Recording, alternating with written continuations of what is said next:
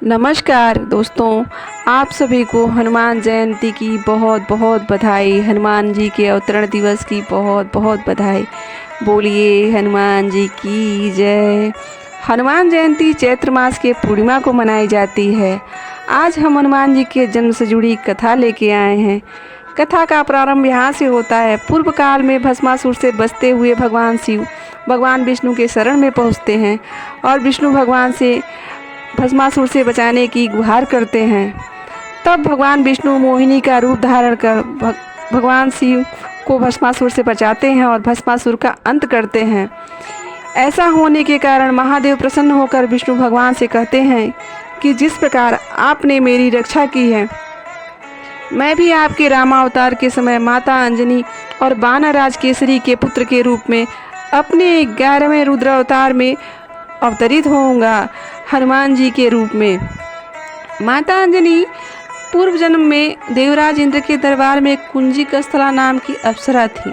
अपने चंचल स्वभाव के कारण एक दिन उन्होंने तपस्या में लीन एक महात्मा के साथ अभद्र व्यवहार कर दिया। तब क्रोध में आकर ऋषि ने अप्सरा को श्राप देते हुए कहा कि जाओ, इसी समय बांदरी हो जाओ। ऐसा श्राप पाकर वह अप्सरा पृथ्वी पर अंजनी के रूप में रहने लगी और उन्होंने वानरराज केसरी से विवाह कर लिया। काफ़ी समय व्यतीत होने के बाद भी उन्हें पुत्र की प्राप्ति नहीं हुई। इस दुख से दुखी होकर एक दिन माता अंजनी मतंग ऋषि के आश्रम में गई और उन्होंने मतंग ऋषि से अपनी सारी दुख भरी कहानी बताई। तब मतंग ऋषि ने उनसे कहा कि पंपापुर सरोवर के पूर्व में नरसिंह नाम का आश्रम है। उसके दक्षिण दिशा में नारायण पर्वत पर स्वामी तीर्थ है। वहाँ जाकर उसमें स्नान करके 12 वर्ष तक तप करके और उपवास करने से तुमको पुत्र रत्न की प्राप्ति होगी।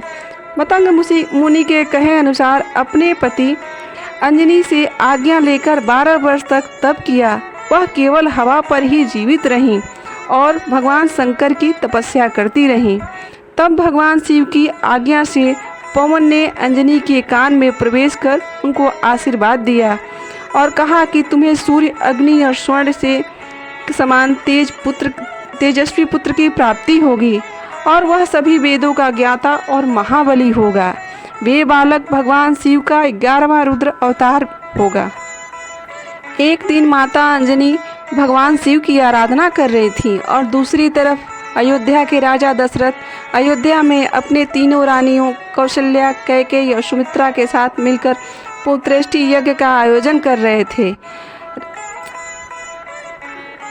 यज्ञ की पूर्णाहुति होने पर अग्निदेव स्वयं प्रकट होकर खीर से भरे हुए एक पात्र को राजा दशरथ को देते हुए बोले कि हे राजा, आप इस खीर को अपने तीनों रानियों को खिला दीजिए, आपकी इच्छा पूर्ण होगी। उस समय एक विचित्र घटना घटी। एक पक्षी अपने चोंच में उस खीर में से निकाल के ला के और माता अंजनी के हाथ में रख दिया। माता अंजनी उसे शिव का प्रसाद समझकर ग्रहण कर ली। कुछ समय के बाद चैत्र मास पूर्णिमा को माता अंजनी ने हनुमान जी को जन्म दिया। बोलो अंजनी पुत्र हनुमान की जय।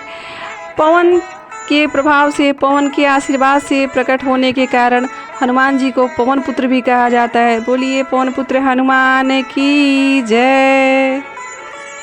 जैसा कि आप सभी जानते हैं, हनुमान जी को अमरता का भी वरदान प्राप्त है।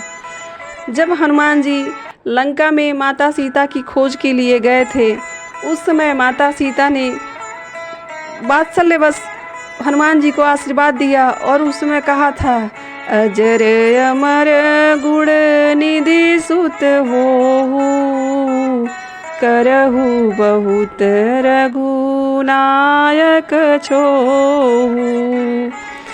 तो माता सीता ने उन्हें अमरता का वरदान दिया। ऐसा कहा जाता है कि जब प्रभु श्री राम अपने सभी कार्यभार समाप्त करके और पृथ्वी लोक से बैकुंठ धाम को जाने लगे थे और सभी उनके हित मित्र जितने सगी संगाती थे सब सरयू नदी में समाहित होकर सब बैकुंठ जाने लगे, उस समय हनुमान जी ने कहा था कि प्रभु मैं आपका सेवक हूँ और मैं भी आपके साथ चलना चाहता हूँ। तब प्रभु श्री राम ने हनुमान जी से कहा था कि नहीं, आप नहीं आ सकते। आपके लिए आज्ञा यही है कि आप पृथ्वी पर रहें और कलयुग पृथ्वी के अंत तक, जब तक पृथ्वी पर राम नाम का स्मरण होता रहेगा तब तक आप रहेंगे। ऐसा माना जाता है कि जहाँ भी राम नाम संकीर्तन होता है वहाँ प्रभु हनुमान ज़रूर उपस्थित रहते हैं। तो बोलिए श्री रामचंद्र की जय। तो कैसी लगी आपको आज की कथा? जैसा अच्छा लगे तो कमेंट करके ज़रूर बताइए और हमारे चैनल से भी जुड़िए। मनोजवं मारुततुल्यवेगं जितेन्द्रियं बुद्धिमतां वरिष्ठं वातात्मजं वानरयूथमुख्यं श्रीरामदूतं शरणं प्रपद्ये। बोलिए बजरंगबली की जय। आज के लिए इतना ही। पूरी कथा सुनने के लिए आप सभी का बहुत बहुत धन्यवाद। Thank you.